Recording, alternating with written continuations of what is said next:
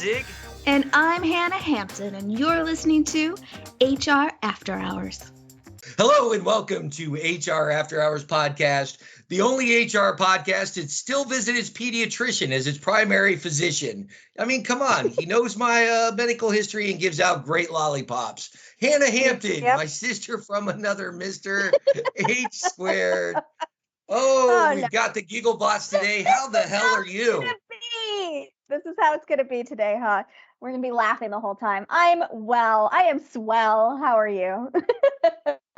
Farmer Mick Danzig, I'm outstanding in my field. Thanks for asking. Always. And let's jump right in. We're going to keep today's episode relatively short and sweet. It's that holiday season. People have shopping to do. My dog needs to visit Santa. We were kicking around what our theme was today.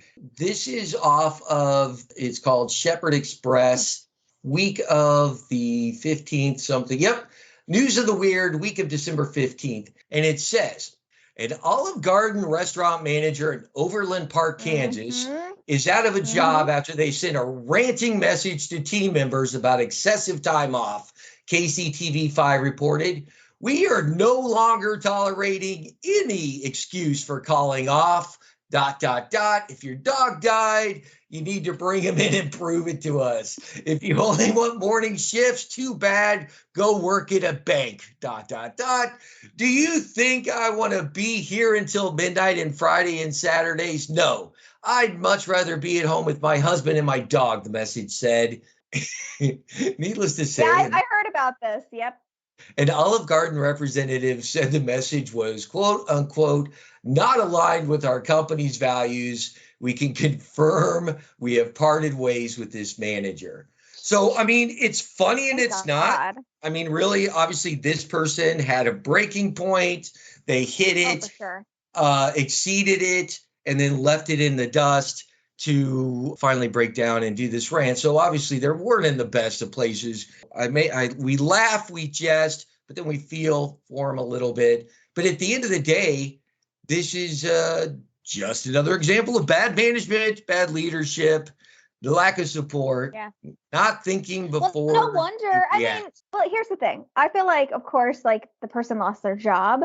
Yes, and the person kind of clearly it got to their wit's end. Clearly, they were not, before this, they weren't creating a great work environment, or else people wouldn't be calling out and doing all the things that frustrated this person. Like, you and I have both worked in HR in the restaurant world and understand there are stores where people show up, they don't off, and it's a respectful, great work environment. And then there's the stores that have consistent trouble, and a lot of time it starts at the top with poor leadership and allowing bad behaviors. And so it's like, yes, I feel bad that this person snapped, but I also feel like, well, what led up to it? And I'm sure that was not the first time that this manager acted like a total prick. So I believe in trying to create a learning experience from all of these types of mishaps. But here's really what it comes down to. We don't know what happened that led up. We don't know what happened, what the lead up was.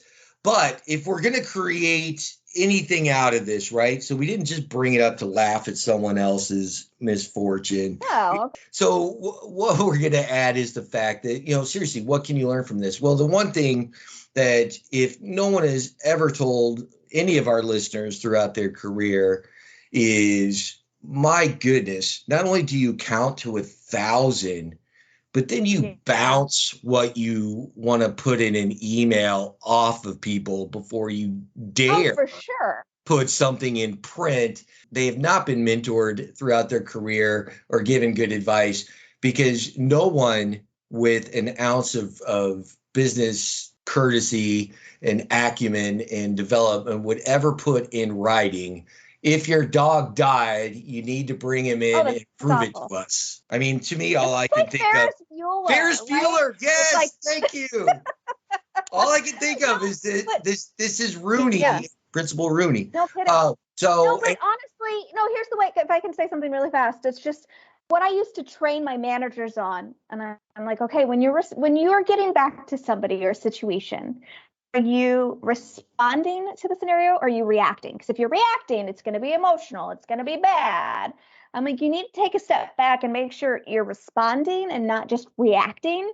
And I feel like those are two very different things. And obviously this person just had an emotional reaction and reacted like negatively, and then telling people bring your dog's dead body to a fucking restaurant, like, and how horrifying is that? Could you imagine going to the Olive Garden and you see somebody bringing a dead dog and the back up there? Like, what the actual fuck? And this is in Kansas. You and I have worked in the Midwest. There is someone out there in a remote location that would do that. Well, here's my dog, you Here's son of a my bitch. dog, I mean, come on. you dick.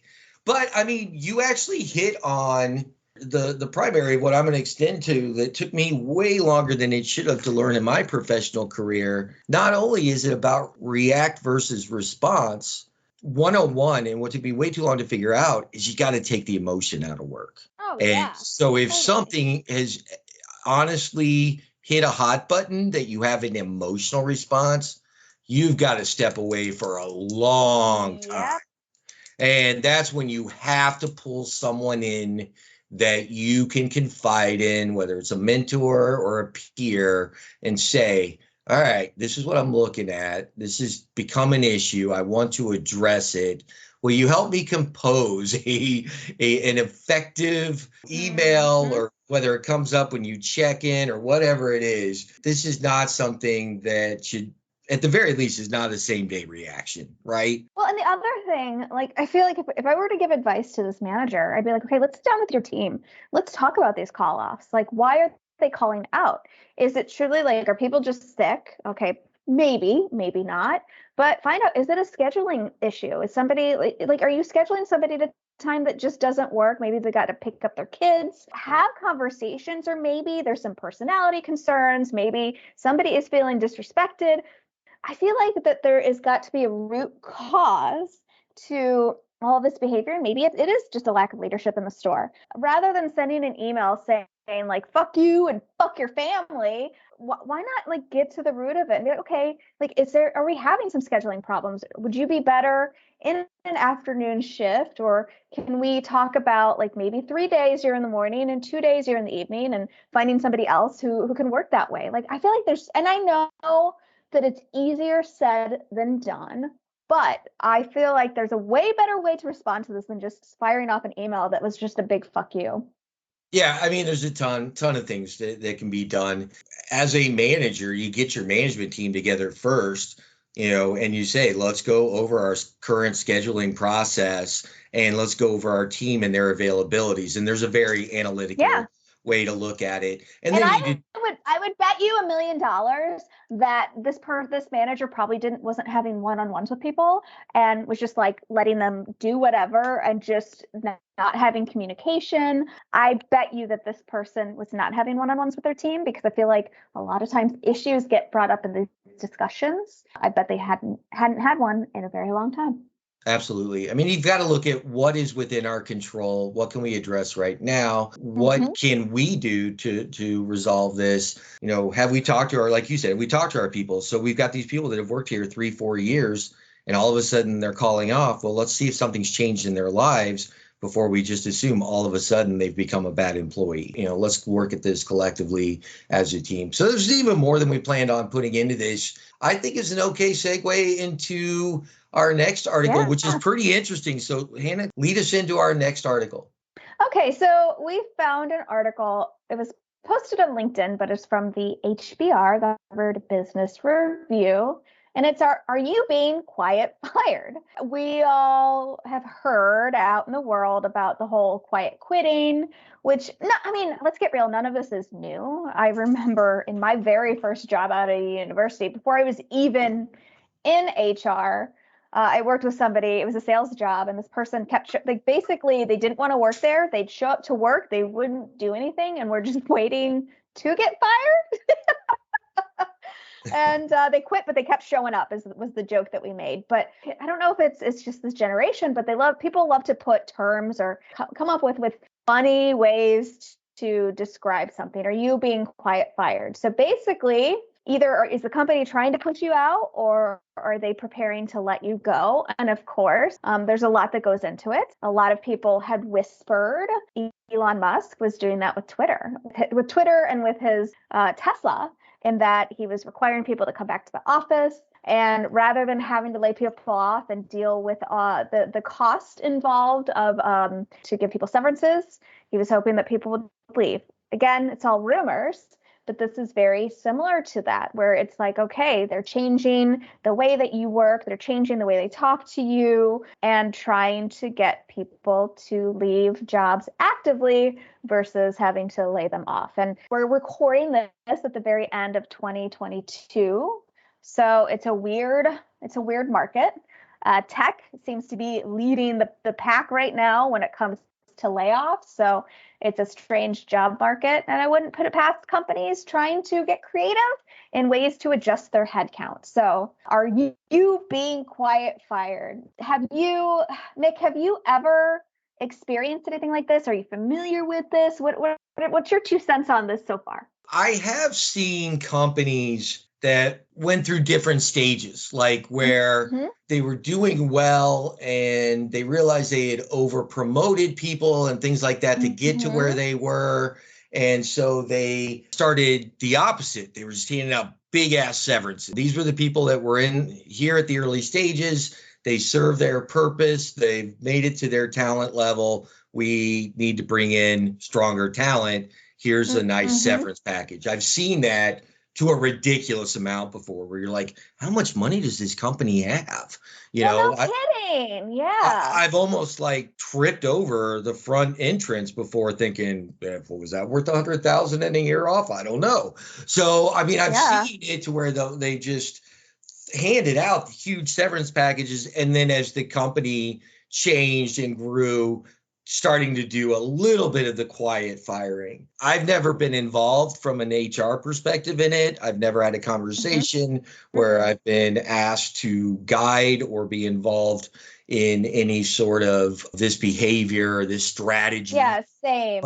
Same. I am not personally experienced in any of this, but I've just been raving about it. And you hear stories and you wonder, they might be onto something. Yeah, I mean, I definitely have seen companies that with as one individual that they're like, this guy's or girl or whoever it is has been here a long time. We're all just waiting for them to quit. It's going to be a good day when they quit. And then you kind of maybe there's some things where you're not as responsive. Are they just waiting, or are they creating, this is what this whole story is about, creating a kind of a hostile work environment. I haven't seen the hostile work environment other than let's not bend over backwards to support this person that's on their way out. Again, I'm trying to be very careful. I don't ever want to be called in to give a deposition on anything, but I've been a third party aware of situations where it was time for so-and-so to go. We believe they're going to retire in the next 6 to 12 months. We're going to let them live it out that long. And then if they don't retire like they've been alluding to or even told us, then we may have to look at a different strategy. I don't know necessarily if that was tied into, hey, we just want everyone to leave happy here, or if it was, well, if we let them go at this point, maybe we're going to get sued for wrongful termination, ageism, or just general, hardcore unemployment. Well, definitely quiet firing. I would say quiet firing, you do run the risk of a lawsuit, because when you terminate someone and give them a severance, a lot of times, it's a separation agreement. But in order to collect the severance, you're not going to sue us. Certainly, there is a risk involved, and that's why having some sort of a separation and severance is a little bit safer. A lot of times it's all about mitigating risk. And if these companies that are doing this quiet firing or as their reduction strategy, so to say, I guess it's a risk that they're willing to take, but I don't know. It's just an interesting time to watch and just to see like Twitter, what's happening with Twitter. Follow this page. It's just layoffs.fyi.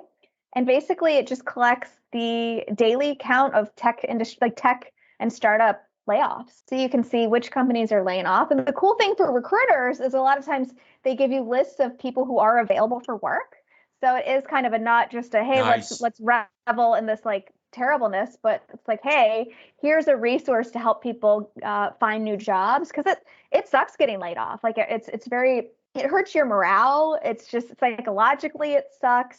Obviously, not everybody is in a financially secure situation where they can weather it. I see it on LinkedIn all the time. Like I'm like, I have to find a job because I'm this close to living out of my car type of a situation, or losing my lease situation. So I feel like that's the one thing, the silver linings and all of this. It's like with LinkedIn, with the internet, it's like people support each other to help them find new jobs in these situations. So it's just an interesting time, my friend.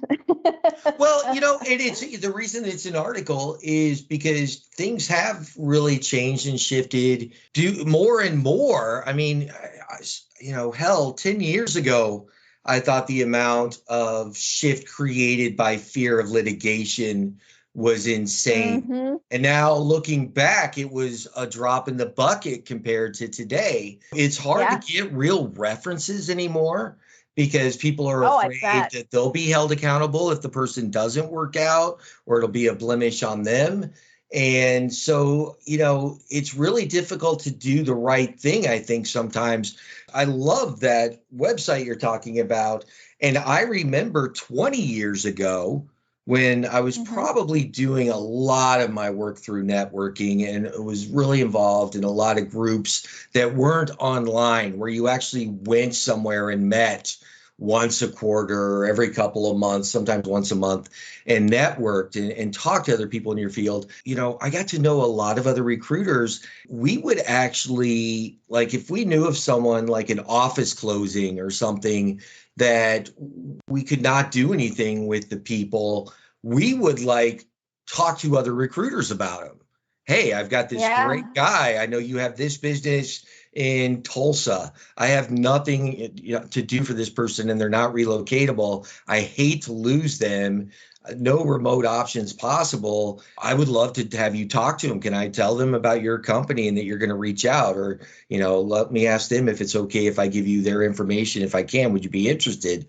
And so sites that do that are great, because that's one of the things I think ultimately is one of our indirect goals, is to bring back more of an ability to do the right thing in business, help each other out, lift each other up, promote each other, do things to help each other in business. And one of them is, if we have someone that's good that we can't do anything, let's get them to someone who can, because honestly, it's like you talk about this, when you actually do a severance, you're making this agreement with this person.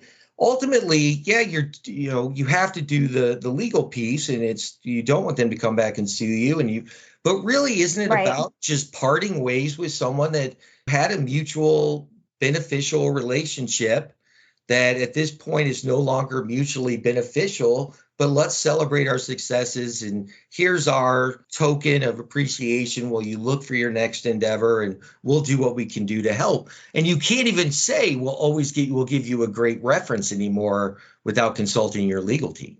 Yeah. And I mean, here's the way I look at it too. Like, and I don't understand why companies or people in general, but why you would want to burn any bridges. Some of these behaviors that we're seeing creates a bad taste in people's mouths. Like, I feel like, and I keep using Twitter as an example because it's low hanging fruit. It's really easy to use an example, but Elon went in there and cut, like, I don't remember how many jobs, like half of the jobs or something. And basically people had been locked out of the system, and that's sometimes how they learned about it, and slowly but surely ruining his reputation. And of course he might not, I don't think he always had the most shining reputation. 2 years ago, 3 years ago, I think people would have been like, oh, working at SpaceX, working at Tesla, so cool.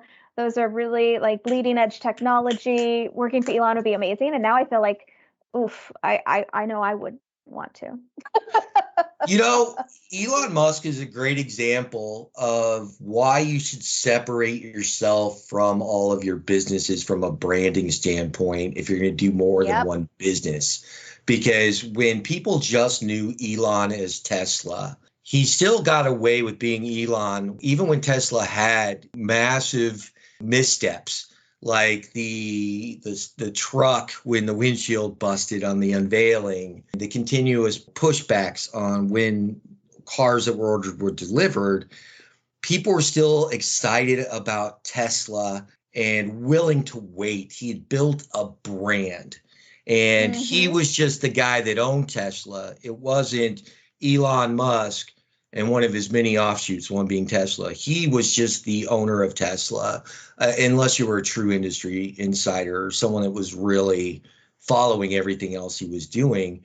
But it still wasn't his personality wasn't impacting the brand negatively. Somehow he even helped it. This quirky CEO, and he was kind of the anti-Bezos when Bezos's reputation kind of took a turn. But he was able to do things. And a perfect example, something similar to what he's doing now with Twitter. I remember about 6 years ago, I knew someone that worked at one of the Tesla plants. This was before the story broke of him doing this another time about a year or so later. But he did one of his late night emails about the hour increases. And really, you can be a great inventor and a great mind and not understand people, right? So he had what he considered a business epiphany of what they needed to get to the next step. And this was for one particular plant. This isn't the other story that went national. And he basically said, this is what it's going to take for us to produce what we need to produce to hit our goals. And so, yeah, there are going to be 13-hour days, 14-hour days. We're not making billions of dollars. We're not going to work 14-hour days. And so, they lost people, but then they got everyone to forget about it. And this is at the employee level. And they got people back and kind of calmed it down. And then it was a year or two later was when he sent off that Tesla email again, but it was company wide.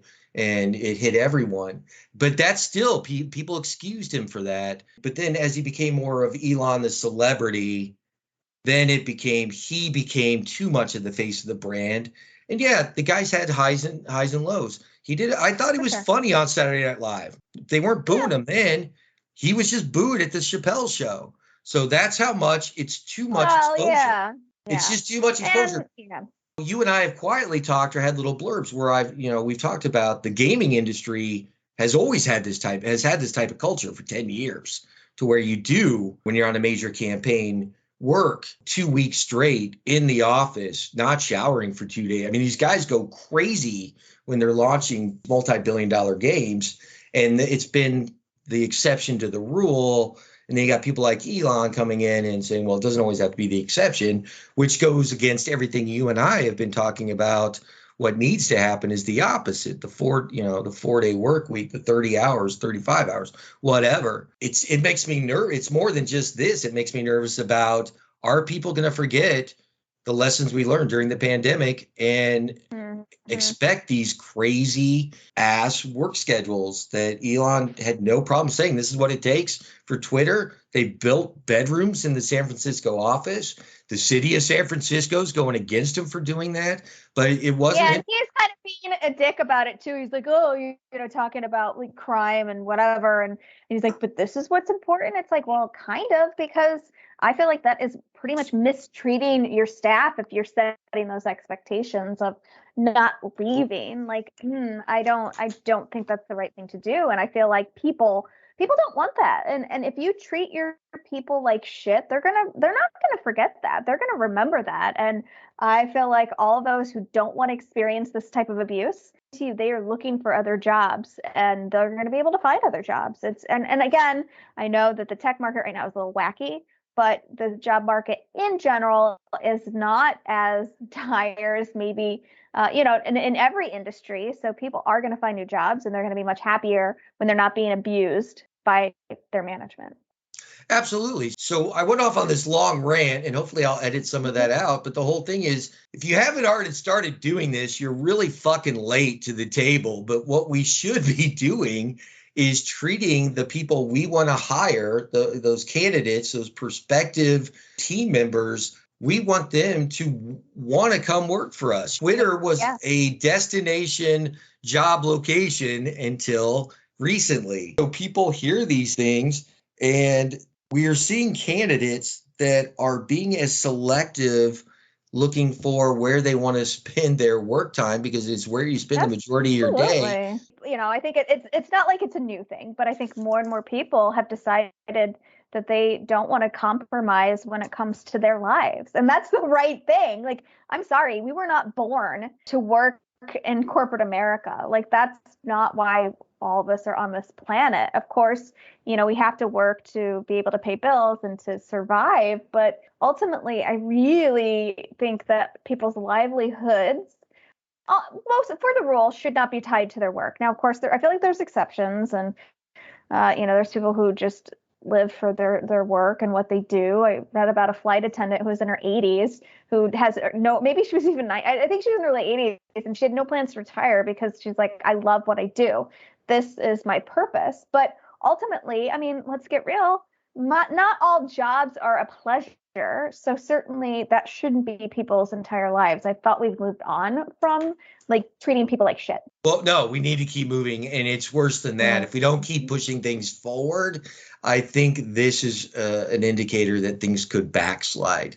It is really important that, you know, this is where you can separate your company from other companies. Is we've heard this terminology for years, to be an employer of choice, but very few companies, I think, have ever really been willing to make the tough decisions to make that happen, to actually say, you know what, maybe instead of making 40 million this year, let's make 39 and keep all our people and keep people happy, and we'll grow that way. Maybe it'll be at a slower pace than our investors want to see, but what if it could turn into a long-term investment versus a short-term investment? And that's how we should be looking at everything we do in business, as in long-term investments.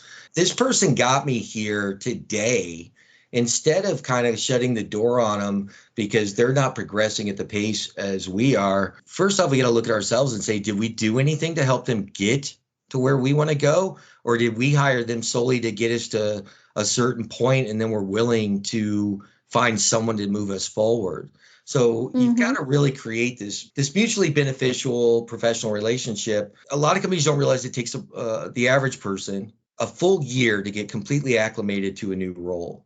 So for sure. Even the companies that are smart enough to realize that and really work hard on that first year of getting the person comfortable and acclimated, then they kind of get like, well, they're up to speed, they're good. And the second you just count on your team to perform for you and you're not investing time and energy back into them for their development and growth, that's where a lot of this could not happen. That could stop a lot of this, this person got us to a point, put them out to pasture. Let's use as many old-timey sayings in this podcast as possible. But why not teach them to make them to where they can do other things for the company? It's just, we need to really not only coach to the individual, we need to sometimes put our people plan together, utilizing some of the individuals, not just the position they're in at this time. Is that a little too wacky and progressive? I don't know. Oh, you're funny. Kind of doesn't match some of the business models out there. It's like, you know, this person got us this far, next. It's not, let's work together. A lot of companies don't really know what the hell teamwork is. Oh, that's capitalism. They make decisions for the shareholders and not for the employees, and that's the sad but true reality. They work to keep their shareholders happy, and I feel like that's a short-term plan, and that's what's I feel like caused a lot of problems in the working world. It's really interesting. You think about, I mean, it wasn't that long ago that you would graduate from college or high school or whatever, you'd take a job and you'd work until retirement and you'd get your gold watch, have your pension, and that gone are those days. It's not about being, you know, it's not about keeping the employee until retirement. Now it's all about how much money can we make, and it's sad. And I know that there's there's pitfalls or whatever to both ways, but it just sucks that the employee is the one who typically, in the current model, is the one who is paying the price, feeling the pain and not being treated well. And it's just sad. Yeah, I don't know. It's one of those things where sometimes you really start thinking deeply about it. And it is sad and a little disappointing. And I'm sure, and I'm writing notes while I'm talking to you and trying not to let my clicky pen hit the mic. But, you know, one of the things I was thinking of and I wrote down And to me, this is new. I'm sure someone else has come up with this. So I don't think I'm that intelligent or special to come up with be the first person to think of this. Speaking of, as I was listening to you, and we were talking about the trends in business and people practices, maybe what an entire way to start looking at people planning and development in even your hiring, instead of looking at what's, being id driven and getting that immediate gratification. We have pushed this huge focus as consumers into sustainable products. Maybe we should start looking at our people that way, as we hire them, as we develop them, as we find new roles for them, the sustainability of the team member versus just the product we're making and how it can be mutually beneficial. I feel like I should be hitting a bong off a black light with that, because I felt like that was kind of a wow moment. Yeah. So, I mean, maybe a lot of these things can be avoided if, again, we shift our practices and our processes to be a little more people centric, because I do think that there's a way to find long-term places for people, as maybe you want to change the role that person's in. Maybe you can find another role instead of just cutting them out like groups of girls would do in the 90s to their friend who has bangs. I feel like we've said it all at this point. Yeah, I think we've said enough. I think we've said more than enough. At the end of the day, I think we somehow still managed to bringing it back to what has been our running motto from day one. And what is that, Hannah? Keep the human and human resources. That's right. Or at least put back the human and human resources. Hannah Hampton. Think about the human and human resources. Anything to do with humanizing human resources. Hannah Hampton, always a pleasure.